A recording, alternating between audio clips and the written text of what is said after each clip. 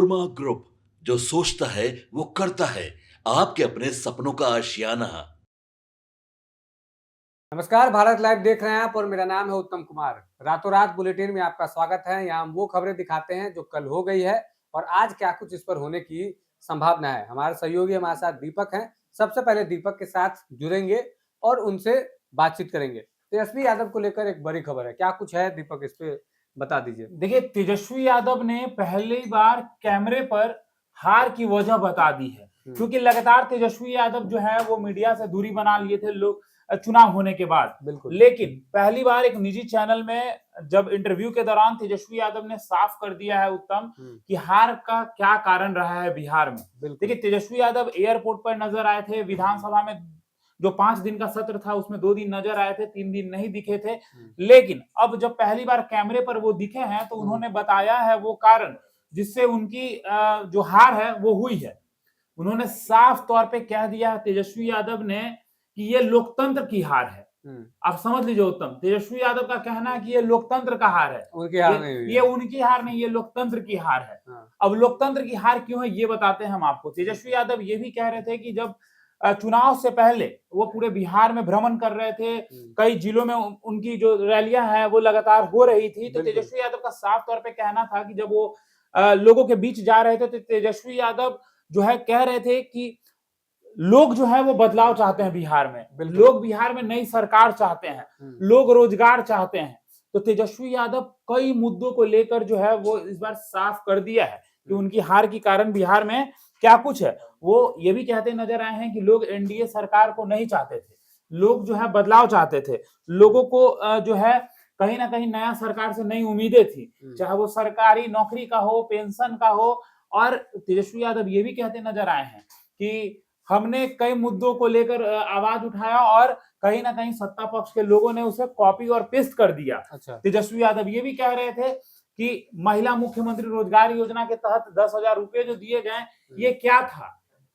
क्या ये 10,000 रोजगार करने के लिए दिए गए या वोट जीतने के लिए दिए गए? तो तेजस्वी यादव ने कई चीजों को लेकर साफ कर दिया है कि ये हार के वजह रहा है।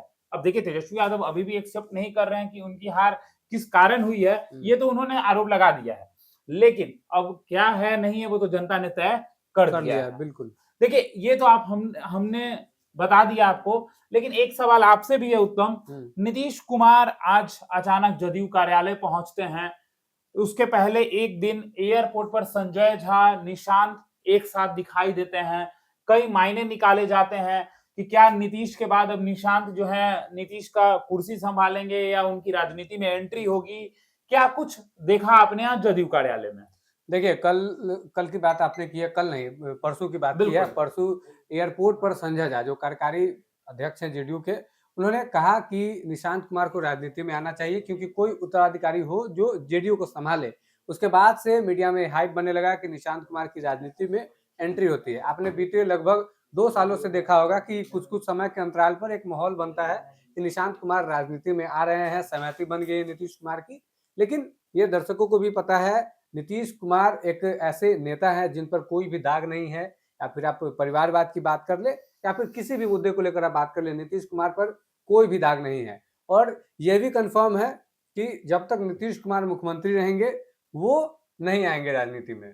हालांकि नीतीश कुमार के लिए काफी आसान है कि जब उनको तुरंत एमएलसी बनाकर उनको एंट्री कराया जा सकता है राजनीति में, लेकिन ये संभव नहीं है। ये लगातार हाइप बनाया जाता है कि वो आएंगे, माहौल बनाया जाता है, लेकिन ऐसी संभावना नहीं है। रह गया बात कल की, तो कल जिस तरीके से जेडीयू कार्यालय में अचानक पहुंच जाते हैं सीएम नीतीश कुमार, हालांकि ये भी बात कहा जा रहा था कि पहले से कार्यक्रम निर्धारित थे, लेकिन जेडीयू कार्यालय में क्या कुछ हुआ। जेडीयू कार्यालय में कार्यकर्ताओं के सम्मान समारोह का आयोजन किया गया था।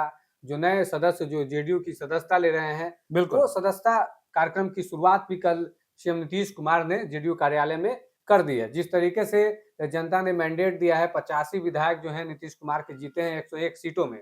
उसके बाद जनता का जो अब जो संबंध है वो चाहते हैं कि डायरेक्ट हम सीएम नीतीश कुमार की पार्टी से जुड़े। तो लगातार, हालांकि कल कार्यालय की जब तस्वीर हमने देखा कि भारी संख्या में लोग पहुंचे हुए थे और सदस्यता जो है वो ग्रहण कर रहे थे और सम्मान भी लोगों को दिया गया। जिस तरीके से कार्यकर्ताओं ने बिहार विधानसभा चुनाव में वो जो है मेहनत करते हैं ग्राउंड पर रख के, और सीएम नीतीश कुमार के 85 विधायक को जिताकर जो है बिहार विधानसभा भेजा है।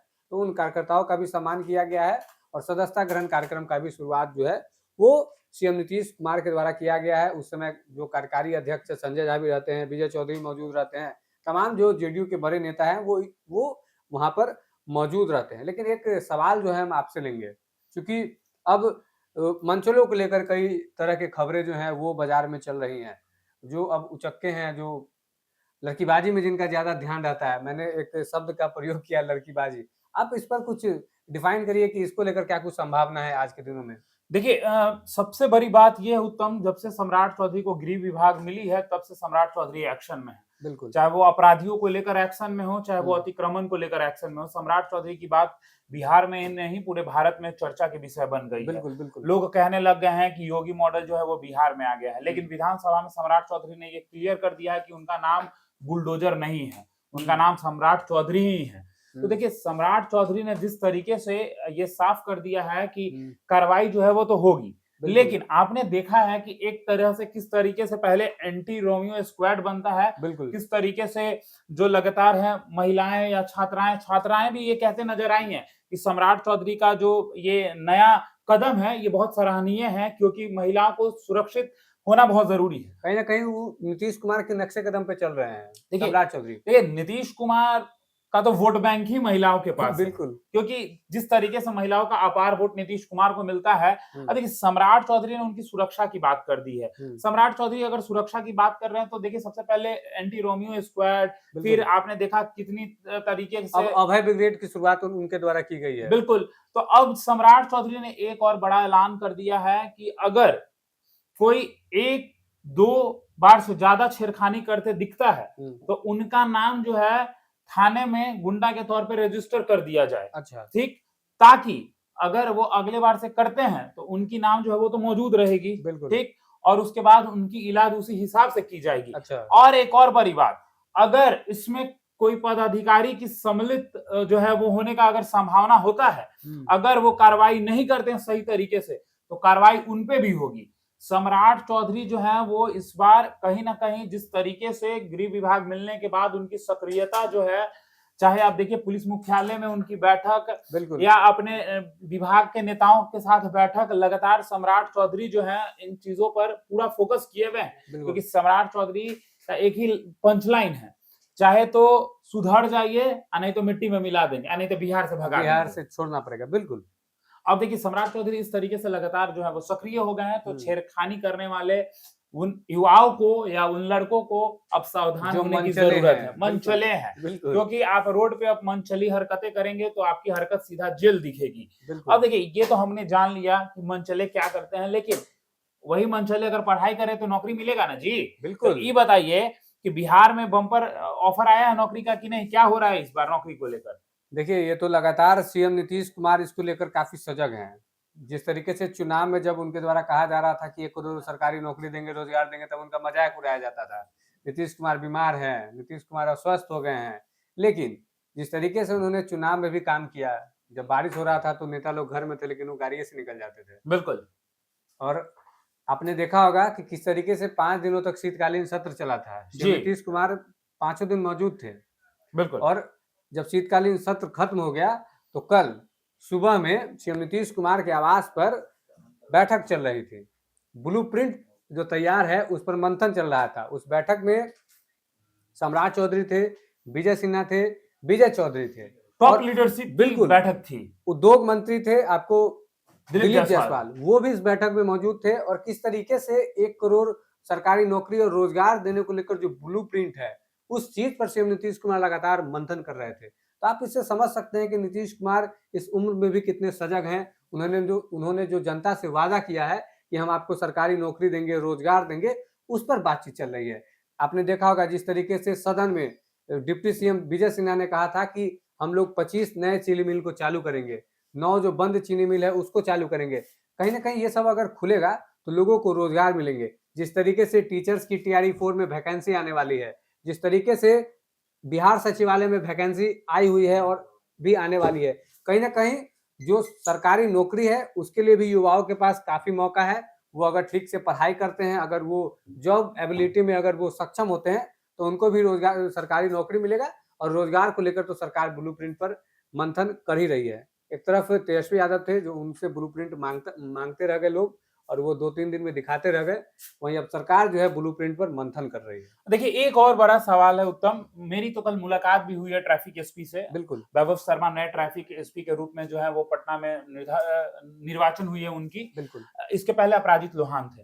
अब एक बड़ी बात है, ट्रैफिक को लेकर कई सवाल खड़े किए जाते हैं। देखिए, हमारे सहयोगी थोड़ी देर पहले विवेक जो रास्ते से आ रहे थे वो कह रहे थे कि ट्रैफिक की वजह से 15-20 मिनट जो है ऑफिस आने में लेट हो गए। क्या कुछ लगता है ट्रैफिक में क्या कुछ नियम लाने चाहिए या कुछ बदलाव जो आपको दिखाई पड़ता है? देखिए, ये राजधानी पटना जो है ये औद्योगिक रूप में जो है इसका तेजी से विकास हो रहा है। और आप देखिएगा जितना इंफ्रास्ट्रक्चर यहाँ बदला है, जो जान से लोगों को निजात तो मिला है। जितने भी ओवरब्रिज जब बने हैं, ओवरब्रिज जब नहीं बने हुए थे तो काफी जाम लगता था, लेकिन जब से सीएम नीतीश कुमार ने इसका निर्माण कराया है, जाम डबल डेकर, बिल्कुल डबल डेकर बना है। आप जितना भी पुल है आप देख लीजिए, पहले कितना जाम लगता था। आप इमेजिन करिए बेली रोड में जो वो ओवरब्रिज है, जब वो बिल्कुल जब वो ओवरब्रिज नहीं रहा होगा तब कितना ट्रैफिक लगता होगा। ये इमेजिन करने में ही काफी लोगों को कल्पना करने में ही डर लगता है। हालांकि हमने उस वैसा देखा नहीं है कि कैसा वहाँ ट्रैफिक लगता था, लेकिन हम बात करेंगे जिस तरीके से, अगर आप कदम कुआं की बात करें, आप एग्जीबिशन रोड की बात करें, आप बोरिंग रोड की बात करें, आप एसपी वर्मा रोड की बात करें, जगदेव पथ से अगर आपको सगना मोड़ जाना है, अगर आप जाम में फंस गए तो 1-2 घंटे से पहले वहां से निकलने का कोई उपाय नहीं, आप तो उधर से ही जाते हैं। बिल्कुल। एक और बड़ी बात है उत्तम, देखिए बिल्कुल। ट्रैफिक को लेकर अगर बात करें हम बिहार में, तो देखिए कई तरीके के नए नियम जो है लागू हुए थे। बिल्कुल, अतिक्रमण पहले हटाया जा रहा है। बिल्कुल, पहले डबल हेलमेट का, आज से कुछ सालों पहले की अगर बात करें तो डबल हेलमेट का कोई रूल रेगुलेशन नहीं था। बिल्कुल। अब डबल हेलमेट का रूल रेगुलेशन है, कैमरे में आपकी चालान कट सकती है। बिल्कुल। ये तमाम चीजें देखने को मिलती है, बिल्कुल। जिससे लोगों में डर भी होता है, भाई बिल्कुल। अगर डबल हेलमेट नहीं पहनते हैं तो चालान कट जाएगा। अरे सुरक्षा भी तो जरूरी है। चालान के डर से ही लेकिन लोग पहनते हैं। बिल्कुल। ये नियम, आपको मैंने कुछ दिन पहले एक और खबर दी थी कि जिस तरीके से डिजिटल लाइन जो है वो बनने जा रही है, अगर आप बहुत देर तक एक जगह पर अपनी गाड़ी को खड़ा किए रहते हैं तो चालान आपकी ऑटोमेटिक कट जाएगी। बिल्कुल। मैं बोरिंग रोड से हमेशा आता हूँ उस रास्ते से, तो जब भी देखता हूँ वहां पुलिस की मौजूदगी रहती है, जो लोग रोड पे गाड़ी खड़ा किए रहते हैं उनके खिलाफ कार्रवाई होती है, चालान काटे जाते हैं। तो भाई ट्रैफिक नियम में तो लगातार जो है कहीं ना कहीं सक्रियता देखने को मिल ही रही है। वैभव शर्मा भी जो आए हैं लगातार सक्रिय हैं, खुद से जा जाकर जाम हटवा रहे हैं, देख रहे हैं लोगों के बीच जो है बोरिंग रोड में उनकी मौजूदगी मैंने देखा। तो ये सारी चीजें हो रही हैं। बिल्कुल, जितनी भी रोडें हैं जहां आप ट्रैफिक देखते हैं, 2 मुख्य रीजन वहां आप देख सकते हैं कि अवैध पार्किंग है, रोड पे ही लोग गाड़ी लगा दे रहे हैं। उसके बाद जो रेहड़ी वाले हैं, जो ठेला वाले हैं, जो दुकान लगाते हैं, उन लोगों की वजह से खासा जाम जो है लोगों को। और एक मेट्रो के चलते, जो मेट्रो के निर्माण है तो वो तो आप ही के लिए हो रहा है ना भाई। बिल्कुल, वो तो आप ही लोग के लिए हो रहा है, लेकिन 2 जो मुख्य वजह है, जो अवैध पार्किंग है या फिर जो रेहड़ी वगैरह लगाए हुए हैं, उन लोगों की वजह से। और कभी-कभी ऑटो वाले भी बीच में लगाकर कहीं भी ऑटो चले जाते हैं। बिल्कुल। तो देखिए इसी की वजह से नियम और कानून बने थे पटना जंक्शन के लिए। बिल्कुल। अगर ये लोग अपने आप को बेहतर तरीके से नहीं संचालित करते हैं तो फिर नियम कानून कुछ और भी बन जाएंगे। बिल्कुल।